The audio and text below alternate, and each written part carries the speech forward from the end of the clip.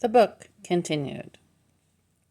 The former, in its relation to the latter, is like a wheel within a wheel, one of the parts which makes up the great machinery of the kingdom of graces, operating harmoniously in its place with all the rest, and for the same end.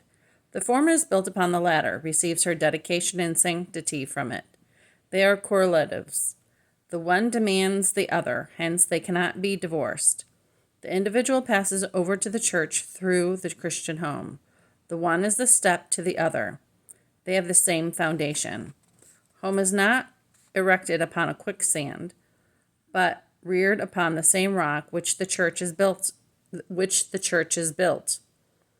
Like the church, it rises superior to all the fluctuations of civil society, and will live and flourish in all its tender charities, in all its sweet enjoyments, and in all its moral force, in the humble cottage as well as the costly palace, under the shadow of liberty as well as under the frowns of despotism, in every nation, age, and clime.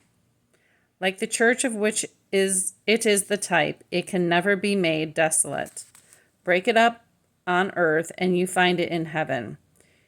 Its nuptial union with the church is like that between the latter and Christ. Nothing can throw over our homes a higher sanctity, or invest them with greater beauty, or be to them a greater bulwark of strength than the church. Home is the nursery of the church. Those who are planted in the house of the Lord shall flourish in the courts of our God, and shall bring forth fruit in old age. Thus, therefore, we see that the relation between the Christian home and the church is one of mutual dependence.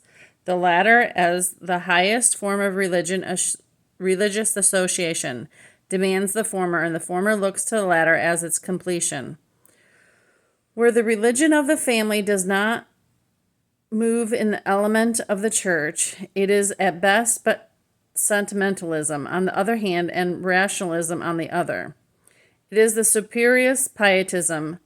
To be genuine, it must be molded by the church. Without this, it is destitute of sterling principle, of a living faith, of well-directed effort and lofty aims. The family which does not move in the element of the church is a perversion of the true purpose of God in its institution. It will afford no legitimate development of Christian doctrine, and the whole scheme of its religion will rest for its execution upon unreliable agencies, extraneous to home itself. Hence we find that piety of those families or individuals that isolate themselves from the church is at best but ephemeral, ephemeral, in its existence, contracted in spirit, moving and operating by mere impulse and irregular starts, and withal destitute of vitality and saving influence. A deathbed scene may awaken a transient and visionary sense of duty. A deathbed scene may awaken a transient and visionary sense of duty. Adversity may startle the drowsy ear, and cause the parents to turn for time to the souls of their children, but these continue only while the terror and the wound are fresh, and the apprehensions of eternal world are moving in their terrible visions before them. The efficiency of the Christian home, therefore, depends upon its true relation to the church. The members should be conscious of this, that both parents and the children will appreciate the religious ministrations of the home. Then the former will not grow weary in well-doing, but will have something to rest upon, something to look to, and the latter will love the church of their fathers and venerate the family as its nursery. But the relation between the Christian home and the church implies reciprocal obligations and duties. The former should not only exist under the patronage of the latter, but in the spirit of a true subordination.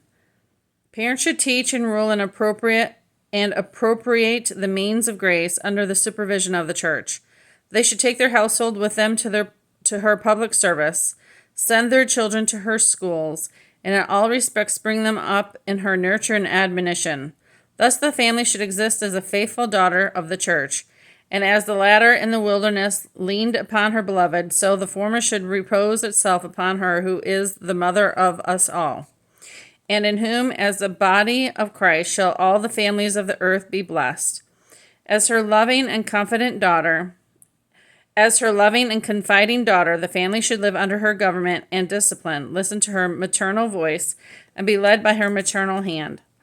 The minister in his pastoral functions is the representative of the church in each of the families of his flock, and should therefore be received, loved, confided in, and obeyed as such. The home that repels his proffered ministrations in the name and according to the will of the church, throws off its allegiance to the latter, and through it to Christ, her glorious head, and is hence unworthy of the name Christian home. True Christian home yearns after the church, loves to lean upon it, to look up to it, and to consecrate all to it, to move and develop its interest in the sphere of the church, and to labor to complete itself in it. For her my tears shall fall, for her my prayers ascend, to her my cares and toils be given, till toils and cares shall end. May God help us and give us discernment as we think and consider these things and apply them to ourselves. Take care. Have a great day.